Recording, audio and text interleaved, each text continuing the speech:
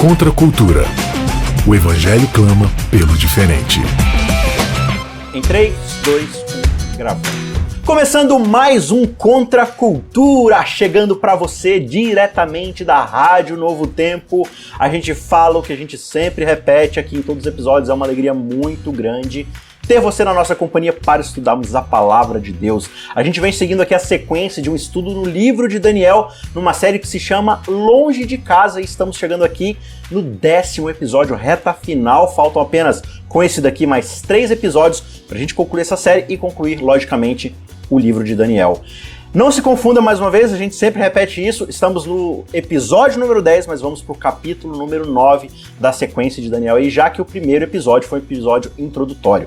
Beleza? O episódio de hoje, então, capítulo 9 de Daniel, a gente poderia chamar de vermelho de vergonha, já que a gente está tudo de vermelho aqui nos estúdios, com exceção do Rony, a quem eu já introduzo para vocês. Rony, mais uma vez, obrigado pela sua participação. Obrigado pelo convite aí, tamo aí, para estudar a Bíblia, tamo sempre junto aí. Muito bom, obrigado por sempre atender o nosso convite, e vai se tornar aí cada vez mais uma figura constante, sempre que puder, dos nossos episódios, das nossas gravações. Junto com ele, mais uma vez, quem esteve na semana passada, Jarson Araújo. Agradeço também por ter chamado pra gente conversar um pouquinho sobre a escritura aqui. Como tá Natal aí? Cara, aqui tá o clima de sempre, que ninguém sabe exatamente o que é. Se chove ou se faz sol. Entendi, é um semiárido úmido, né? Exatamente. Muito bem, vamos então para o nosso episódio de hoje. Antes, eu quero chamar você mais uma vez para compartilhar esse episódio entrando nas nossas redes sociais. Você pode entrar lá no YouTube, no canal Cristãos Cansados. Você tem lá todos os episódios que a gente já gravou, desde quando a gente começou a gravar, obviamente, né? Então aí são a gente... eu já estava quase esquecendo. Este episódio que estamos gravando agora é o episódio de número 200. Número redondo aí, profético praticamente. 200 episódios de Contra a Cultura, e a gente comemora aqui com esse time super gente boa. Então, entra lá no YouTube, você pode assistir os 199 episódios anteriores, vários assuntos, vários temas, e vai ser uma alegria ter você lá. E aproveita para compartilhar, se inscreve também no canal, indica para pessoas que você acha que precisam aprender a Palavra de Deus, e vai ser uma alegria participar aí do crescimento de cada um de vocês. Comenta aí sempre que você tiver alguma dúvida, e a gente vai fazer o possível para atender. Não se esqueça também de entrar lá em cristãoscansados.com.br, e na aba da direita dentro do site você vai encontrar um guia, um PDF, para aprender a estudar a Bíblia, algumas dicas ali muito importantes para se levar em consideração na hora de ler, estudar e interpretar a Palavra de Deus. Beleza? Vamos então para o nosso episódio, capítulo 9 de Daniel. E só uma explicação rápida aqui, o capítulo ele é formado por uma oração, que pega aí toda a metade inicial do capítulo, uma oração onde Daniel ele vai pedir perdão a Deus, se colocando junto com o povo numa condição de humildade, se humilhando diante de Deus, pedindo perdão pelos pecados e lembrando o quanto o nome de Deus está atrelado à sua justiça, à sua fidelidade, ao guardar a sua aliança, a cumprir suas promessas. Então ele pede a Deus que mais uma vez se lembre do povo e perdoe-os pelos pecados. Tudo isso, claro, ele se lembra porque ele está estudando com muito afinco, com muita disposição a Palavra de Deus, vendo ali os escritos de Jeremias e outros escritos mais do Pentateuco, né? E ele vai se humilhar diante de Deus em nome do povo, interceder pelo povo ali junto com ele mesmo e pedir perdão a Deus. E acontece uma coisa muito interessante que a gente vai discutir agora a partir da metade do capítulo. Se você quiser ver uma análise um pouco mais, atenta a essa oração, vai ter uma segunda parte desse episódio que você pode conferir lá no YouTube, exclusivo para o YouTube e também no podcast, mas aqui na rádio a gente vai se ater à segunda parte desse capítulo, que é o momento da famosa profecia das 70 semanas, tá bom? Então, quando acabar esse episódio, corre lá no YouTube e assista ou baixe pelo seu aplicativo de podcast a segunda parte, que na verdade é a primeira metade do capítulo 9 de Daniel. Beleza? Então, Rony, pra gente começar aqui então, essa oração acontece, Daniel ele, então está orando, e até o verso 19 ele vai terminar a sua oração diante de Deus, e agora no verso 20 vai começar a parte das profecias. Só que acontece uma transição aqui no capítulo, porque ele está terminando a sua oração e algo vai acontecer, mas na verdade não vai acontecer depois da oração, ela meio que está acontecendo antes. Explica pra gente isso daí. Então, é interessante, né? Ele está orando, a gente vai falar mais na segunda parte lá, mas ele está orando por causa que ele está vendo que o tempo do exílio está terminando e ele ficou na cabeça dele o final do capítulo 8, o que tinha acontecido no capítulo 8. Que curiosamente tem um hiato de 13 anos. Então ele terminou o capítulo 8 na cabeça que ele não tinha entendido o que era aquela visão. Então ele está orando, falando sobre o final do exílio, que ele fala, não é possível que o exílio vai durar 2.300 tardes e manhãs, né? 2.300 anos. E aí o anjo fala para ele, olha, aparece o anjo Gabriel e fala, olha Daniel, quando você começou a orar, isso vai aparecer lá no verso 23, no princípio das tuas súplicas saiu uma ordem, e eu vim aqui para declarar para você essa ordem, né? E é interessante que ele vai falar nessa segunda metade do verso 23, que é a chave para eu entender todo o capítulo 8. Ele vai falar o seguinte, considera então a coisa e entende a visão. Pega a visão. De que visão ele está falando aqui nesse verso 23? Não tem nenhuma visão no capítulo 9. Ele está falando justamente da visão que ele não entendeu. A visão que ele terminou falando, eu não entendi, e ele usa exatamente a mesma expressão aqui da raiz do bin, que é entender. Ele fala, agora você vai entender, entenda essa visão que você não entendeu lá no final do capítulo 8. Então ele vai começar a explicar sobre o que é essa profecia que ele está recebendo, né? Você está orando, Daniel, pelo final do exílio, que é a profecia dos 70 anos de Jeremias. E eu vou te dar uma outra visão que é sobre uma outra coisa. Não são 70 anos, são 70 vezes 7 vezes 10. São os 700, não, 70, né? 70 semanas de anos. Então, essa visão que eu estou te dando agora, ela vai dar o início daqueles 2.300 tardes e manhãs, mas isso que eu vou te falar agora é uma outra coisa. Tem a ver com aquilo porque também é uma grande libertação. Assim como a volta do exílio. O exílio é um tema do Antigo Testamento que é um tema muito importante, que é o povo se distanciando de Deus, depois voltando. Então, o final do exílio quer dizer a libertação de Deus para o povo. E agora eu vou falar de uma outra grande libertação, que é muito maior do que essa. É 7 vezes maior do que os 70 anos de Jeremias. Eu estava lendo um pouco a respeito dessa questão dos 70 anos, eu vi uma informação bem interessante, né? Que acho que vale trazer aqui talvez. Esses 70 anos que Jeremias ele coloca, se você for ler alguns trechos, por exemplo, de Levíticos e também de 2 Crônicas, você vai perceber lá que Deus havia dito, já profetizando, que o povo não iria guardar aqueles anos sabáticos, né, de descanso da terra. Então a lei dizia que a cada 7 anos, né, a cada 6 anos, o 7º, eles deveriam cuidar da terra, deixando ela descansar e tudo mais. E quando você vai para Neemias, a gente teve na temporada passada o estudo de Esdras e Neemias, você vai ver que eles descobrem essa lei, né? E lá dá a entender que eles jamais guardaram esses anos sabáticos, né? Eles não guardavam, eles não deixavam a terra descansar, talvez ali por ganância, né? Eles queriam tirar o máximo da terra. E se você observar que mais ou menos ali do início do reinado de Saul até o período do exílio, quando eles vão para o exílio, vai dar aproximadamente 490 anos. Se você entender que 490 anos são exatamente 70 ciclos de 7 anos, porque 7 vezes 70 dá 490, então esses 70 anos são exatamente 70 anos sabáticos que o povo não deixou a terra descansar. E a profecia dizia justamente que quando o povo for para o exílio, né, debaixo da mão dos inimigos, a terra iria descansar os 70 anos que o povo havia negligenciado ali. Agora eu acho interessante o que isso tudo tem a ver, né? Porque foram 490 anos que o povo negligenciou a ordem de Deus, o mandamento de Deus, e não descansou nesses anos sabáticos. E agora parece que Deus vai dar ao povo mais 490 anos. Eu acho bem interessante assim, essa coisa, porque mostra que Deus está estendendo a sua misericórdia, falando assim, olha, você foi, digamos assim, punido, castigado, mas eu quero agora que você olhe para a sua culpa, olhe para suas iniquidades e busque a Deus, né? Agora vocês vão voltar para a terra que eu lhes dei, vocês vão voltar para Jerusalém, a profecia aqui vai falar da reconstrução, né, dos muros de Jerusalém e tudo mais, e um novo ciclo vai começar para vocês. Outro detalhe linguístico, né? O Rony, pela própria lógica da visão, já mostrou para vocês que essa visão que ele veio explicar tem que se referir à visão do capítulo 8, já que não tem visão no capítulo 9.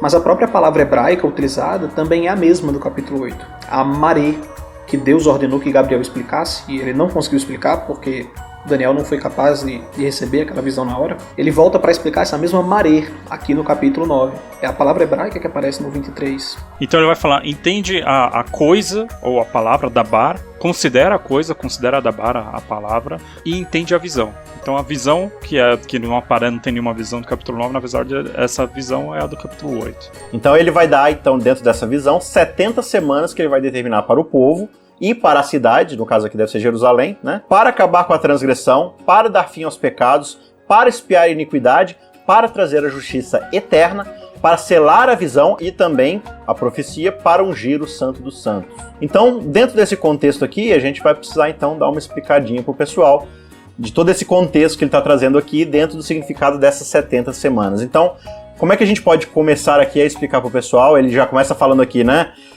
Saiba isso, né? Desde que foi dada a ordem para restaurar e edificar Jerusalém, até a vinda do ungido, o príncipe, haverá 7 semanas e 62 semanas. As ruas, as muralhas serão reconstruídas, será um tempo de muita angústia. Depois das 62 semanas, o ungido será morto e não terá nada. O povo de um príncipe que há de vir destruirá a cidade e o santuário, e o seu fim virá com uma inundação. Até o fim haverá guerra e desolações foram determinadas. Ele fará firme aliança com muitos por uma semana. Na metade da semana fará cessar o sacrifício e a oferta de cereais. Sobre a asa das abominações virá aquele que causa desolação, até que a destruição que está determinada seja derramada sobre ele. Então aqui ele faz uma espécie de divisão aí nessas 70 semanas. Ele dá umas diagramadas aí, 7 semanas para isso, 63 semanas para aquilo. Então acho que seria legal a gente guiar o pessoal aí que não conhece muito sobre esse estudo para entender mais ou menos como é que é essa divisão e o que é que ela traz de significado pra gente. Como é que a gente pode começar? Falando então talvez aí dessas primeiras 7 semanas, o que elas significam? Antes tem uma divisão uma divisão geral, mais de estrutura nesses 3 versos, né? 25, 26 e 27. Uma coisa que causa muita confusão aí é que esses 3 versos, na verdade, todos eles são divididos em 2 partes. A primeira parte está sempre se referindo ao Messias. E isso é marcado pela palavra Shavua, que é a palavra semana. Então, você vê que as primeiras partes desses 3 versos sempre estão falando de semanas. E elas estão se referindo a esse ungido. E a segunda parte está se referindo à cidade de Jerusalém. Então, ele está falando de 2 destinos diferentes, né? A gente tem um ungido que vai vir e a gente está falando da cidade. Então ele está meio que separando a cidade de uma outra coisa que ele está definindo agora, que é a vinda desse ungido, né? Então, toda vez que aparece a palavra semana, a palavra Shavua, que é no começo dos versos, ele está se referindo ao que acontece com esse ungido. E a segunda parte do verso, que sempre tem uma repetição de uma palavra harutz, que pode ser traduzida como as circunvalações aí, ou até esse dilúvio que aparece no verso 26, está se referindo à cidade. Sempre lê esses 3 versos dividindo a primeira metade da segunda metade, né? E aí a gente entende que, na verdade, essa primeira parte do verso 25, você tem 7 semanas e 62 semanas. Como a palavra semana está sempre relacionada com o Messias, na estrutura desses versos, a gente entende que as 7 semanas e 62 semanas são a mesma coisa. E elas são, na verdade, 69 semanas, que estão se referindo a esse príncipe ungido. Uma evidência que nós devemos interpretar desse modo, como o Rony falou, é que a própria divisão inicial dada pelo anjo, ela é bipartite, ela é dividida em 2 partes. Ele começa dizendo que 70 semanas estão determinadas sobre o teu povo e sobre a tua santa cidade. O Messias vem como um resgate para o povo. É por isso que a primeira parte dos versos se interpreta como referência ao Messias. E a segunda parte dos versos se refere à cidade, justamente por essa divisão inicial que o próprio anjo já dá no início do verso 24. É ela quem guia a interpretação dos outros 3 versos seguintes. Eu poderia inferir então que está havendo uma divisão aqui entre um destino mais espiritual, digamos assim, salvífico, e um destino político da nação, ou não tem nada a ver? Não, eu acho que é mais nesse sentido mesmo. Porque Daniel está preso, o que a visão está fazendo, a visão não, o que a explicação do anjo está fazendo é tentar expandir um pouco a visão de Daniel, que está se restringindo ali a libertação do exílio político. A libertação do exílio, a reconstrução da cidade, e aí o anjo está falando, olha, a cidade vai ter um destino pior depois, ela vai ser reconstruída, mas depois vai ser destruída de novo. A cidade não é o foco, a gente tem coisas maiores acontecendo. E aí o foco vem para esse ungido, o príncipe, né, o Mashiach Nagid, né?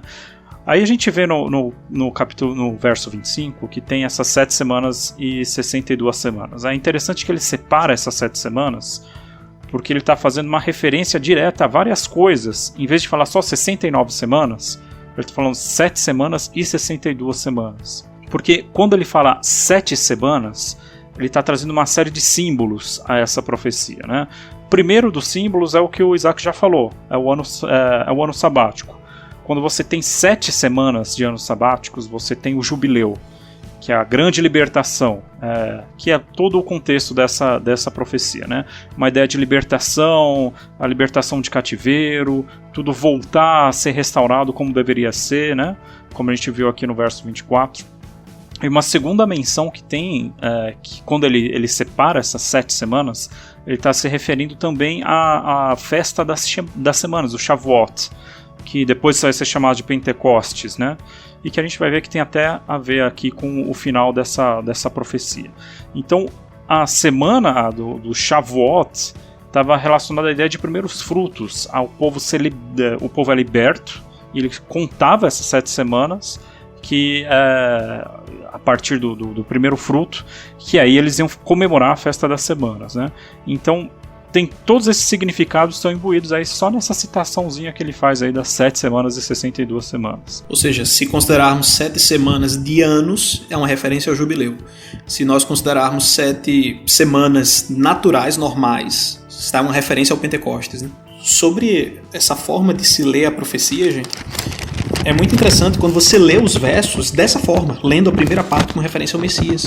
Porque você vai ver desde a saída da ordem para restaurar e para reedificar Jerusalém, até ungido um príncipe, 7 semanas e 62 semanas. Aí você não lê a segunda parte do verso, você já pula para o verso seguinte para continuar lendo sobre o ungido. Aí fala, depois das 62 semanas, será morto o ungido e já não estará. E em seguida, no verso 27, ele fará firme aliança com muitos por 1 semana, e na metade da semana fará cessar o sacrifício e a oferta de manjares. Ou seja, o início dos versos dá a sequência da cronologia do Messias, né? Como ele viria, quando ele viria, o que é que ele faria. E a segunda parte dos versos daria a cronologia do que aconteceria com a cidade, né? A sua reconstrução, a sua reedificação e, por fim, a sua destruição no ano 70, né? Exato, né? Então a gente tem essas 7 semanas e 62 semanas, essas 69 semanas aí que dá os 490 anos. 483, né? 3. É isso? Isso, os 483 anos, né? Que seria até a metade da semana, na verdade. Porque a gente tem, ele dá um período maior, as 7 semanas e 62 semanas. Aí ele vai falar no verso 26 que o Egito vai ser morto. E aí ele vai falar lá no verso 27. Ele vai falar, na metade da semana, ele fará cessar o sacrifício e a oferta de manjares, né? Então, esse sacrifício final, que faz todos os outros sacrifícios serem cancelados dali em diante, os sacrifícios são feitos no santuário, acontece na metade da semana.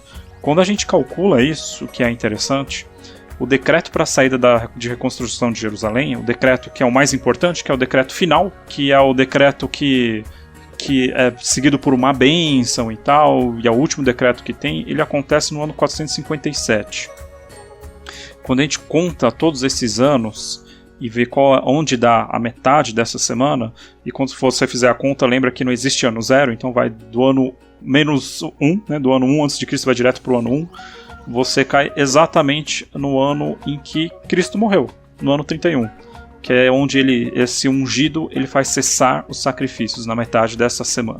O início da semana seria ali justamente o batismo de Cristo, talvez, né? Exatamente. Então a gente tem no ano 27 depois de Cristo o batismo. Até a ideia que ele tá falando do ungido, o ungido ali é o batismo, né? É a unção, é o Messias, né? A gente está correndo aqui, simplificando, né? Porque a ideia que ele cita, quando ele fala ao ungido, o príncipe, a palavra ungido em hebraico é a palavra Mashiach, né? Que em grego é a palavra Cristo. Sim. Isso não significa necessariamente que toda vez que aparece a palavra ungido está se referindo necessariamente a Cristo, né? Ciro é chamado de ungido, né? É isso, exato. Mas quando a gente pensa em Cristo, ele é necessariamente um ungido, ele é um Messias. Então ele está falando até esse Mashiach Nagid, que é esse ungido príncipe, esse ungido que é chefe, que ele comanda, vai lá às 7 semanas, 62 semanas, e aí no começo disso tem o batismo de Jesus no ano 27, e depois da metade da semana, 3 anos e meio depois, no ano 31, a gente tem a morte do Messias. Nós, adventistas, somos os únicos que defendemos tanto o ano 457 a.C., para o início do decreto, porque todos os outros historiadores datam em 458, como também somos o único grupo a defender que Cristo morreu no ano 31. A maioria dos evangélicos defende ou o ano 30, ou se juntam aos católicos, que são unânimes em defender o ano 33. O ano 32 ninguém defende, porque é uma possibilidade astronomicamente impossível. E o ano 31 é bem apertado, mas é uma possibilidade. E quando nós vamos pelo cálculo da profecia em si, nós vemos que isso resulta no ano 31. É uma questão cronológica em si, mas no fim das contas acaba sendo importante, pelo menos em termos da identidade adventista. Essas diferenças, elas influenciariam na mudança da perspectiva da profecia? Total. Porque aí, na verdade, essa profecia ela não é interpretada por outras denominações como se referindo a Cristo. Aí elas falam de a palavra Mashiach aqui não é entendido como se referindo a Cristo, mas a um sacerdote, Onias III, que aí se coloca todas as profecias de Daniel como se referindo ali ao período dos Macabeus e tal, toda aquela bagunça que teve, e teve esse sacerdote que foi morto ali num altar, se eu não me engano, no altar do santuário, e aí tem a ver com toda aquela ebulição política da época. Aí mistura a profanação de santuário com um monte de... Isso. Século II a.C. com Antíoco Epífanes. Os preteristas, principalmente, né? Uhum. Os futuristas vão jogar isso aqui pro anticristo, lá na última semana da história da Terra. Que dá uma pausa... Poucas denominações se referem a Cristo aqui nesse capítulo 9. Porque a linguagem aqui da mistura muita coisa, né? Da desolação, da abominação e tudo mais, né? Aí fala o povo de um príncipe que ia vir, aí ele já misturou esse príncipe que ia vir com esse príncipe Messias. Por isso que é importante a gente dividir a primeira parte do verso da segunda, né? Porque aí tudo faz sentido. Quando você mistura, tudo fica meio nublado, e mesmo essa interpretação, ela tem que ser meio seletiva para funcionar. Você não consegue achar uma metodologia que fique certinho, fica tudo meio bagunçado. Alguns amigos, eu conversei certa vez, gente, sobre essa metade da semana onde ele faz cessar os sacrifícios e a oferta de manjares. Como é que um judeu poderia ler isso aqui e achar que isso era uma referência ao Messias, sendo que ele tem apenas o Antigo Testamento? Eu acredito que a resposta está lá em Isaías 53, para quem se lembra, né? Onde Cristo lá é comparado ao papel de uma ovelha levada ao matadouro, a um sacrifício mesmo, ou seja, o Messias aparece ali como uma vítima sacrificial que morre em lugar das pessoas. Alguém que conhecesse Daniel 9 e Isaías 53 poderia perfeitamente chegar à conclusão de que isso aqui é uma referência à morte do Messias. Porque você lendo assim, né, fará cessar o sacrifício, a oferta de manjares, não parece uma linguagem muito clara de morte, né? Pelo menos quando se lê, naturalmente não parece uma linguagem de morte. Mas quando você compara isso com outras passagens do próprio Antigo Testamento, dá para chegar à conclusão sim de que isso é uma referência à morte do Messias. É interessante isso aí, Jarson, porque lá no verso 26... quando ele fala será morto ou ungido, ele usa uma palavra bem específica para a morte desse ungido, que não é a palavra normal para morte, que é a palavra cortado, met, né, se eu não me engano. Exato, é a palavra karat, que é a palavra cortado. O que é interessante? Porque a palavra karat é a palavra que é usada para falar que alguém fez uma aliança. Você vai karat berit, você vai cortar uma aliança. É o contexto lá de Gênesis 15, quando Deus chama Abraão Exatamente e corta isso. os animais para fazer aliança com ele. Exatamente isso. Então, quando ele fala que esse ungido será morto, ele já usa uma linguagem que tem a ver com uma aliança e tem a ver com sacrifício. É como se ele estivesse falando um contrato vai ser assinado. Tipo isso. É meio que isso, é bem isso. Através de uma morte. Através de uma morte. Uhum. Porque é interessante que lá no verso 27, que aí ele vai falar literalmente da aliança, e ele vai, na minha tradução ele diz, ele fará firme aliança, mas literalmente ele está higbir berit, ele vai reforçar a aliança. Então ele é morto num contexto de aliança, num contexto de sacrifício, e essa morte dele, ele reforça a aliança que já tinha. E é interessante, né? A nova aliança, e a gente volta até para Jeremias, que a gente estava comentando. A nova aliança, na verdade, é a antiga aliança, só que agora é para valer mesmo. Só que agora a lei vai ser escrita no seu coração. Essa é a nova aliança que Jeremias comenta.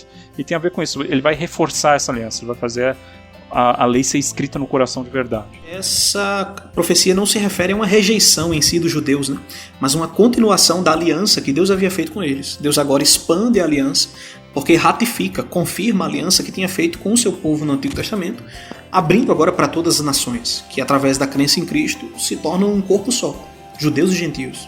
Isso, aí pra gente encerrar, né, essa última metade da aliança, ela vai terminar no ano 34, que aí tem, muitas pessoas interpretam como a morte de Estevão, o apedrejamento de Estevão, mas a gente está comentando aqui, que é uma outra maneira de se ver, que também é possível, mais relacionada ao Evangelho chegando aos gentios, né, a pregação de Paulo e ao Espírito Santo caindo sobre os gentios, que tem a ver com essa firme aliança e que será feita com muitos. Né? A palavra muitos aqui, inclusive a palavra Rav, ela tem uma conotação de muitos povos, né? de muitas nações que são além de Israel. Não é tanto quantitativo, é qualitativo, né? Ele vai para variedade, né? Ela é quantitativa, mas ela tem um pouco dessa conotação porque ela é usada em outros textos bíblicos nesse sentido, das muitas nações. Né? Sim, sim. Muito bom. E você ainda tem aqui a fala da questão dessa justiça eterna, né? De uma coisa mais definitiva, ou seja, não está restrita agora a um serviço ministerial só no santuário, mas é uma expansão para todo mundo, é o sangue que agora vai cobrir todas as pessoas, a iniquidade de todos eles, né? Então realmente o ministério de Cristo, ele traz, digamos assim, o santuário para abrir e abranger todo mundo, não que isso antes não fosse possível, né? Mas agora a gente tem o cumprimento de todas essas promessas da linguagem messiânica ali, de tudo que o santuário apontava, todos os sacrifícios, todas as ovelhas, e da qual o Hebreus vai fundamentar ainda mais, né, explicar muito melhor pra gente ainda de como isso é importante dentro do ministério de Cristo, como isso vai abranger a gente até hoje, né, passando aí por todo o desenvolvimento histórico. Gente, muito obrigado mais uma vez aí pela participação de vocês. Rony, obrigado demais pela sua participação e espero você em outras vezes. Obrigado, essa profecia ela é muito densa, tem muita coisa, a gente meio que passou por cima, mas é isso aí, tamo aí. Aqui é só para dar o gostinho, você continue estudando, certo, Jarson? Obrigado também você pela sua participação. Valeu, gente. Como o Rony disse, né? 30 minutos dá para você arranhar a superfície. É isso aí, mas fica a dica aí, acesse sua Bíblia, busque bons comentários, leia bons livros, tem uns livros aí da CPB muito legais, né? Segredos de Daniel, de Jacques Lucan. A gente já gravou um vídeo lá no YouTube indicando vários livros legais aí para você estudar as profecias de Daniel, então o estudo não para aqui, isso aqui é só um paliativo, isso aqui é só um pontapé inicial para dar o gostinho de você continuar aprendendo cada vez mais a palavra de Deus. Um abraço a cada um de vocês e não perca a parte 2 lá no YouTube para você continuar aí o estudo desse capítulo tão legal. Um forte abraço e a gente se vê na semana que vem. Contra a cultura. O Evangelho clama pelo diferente.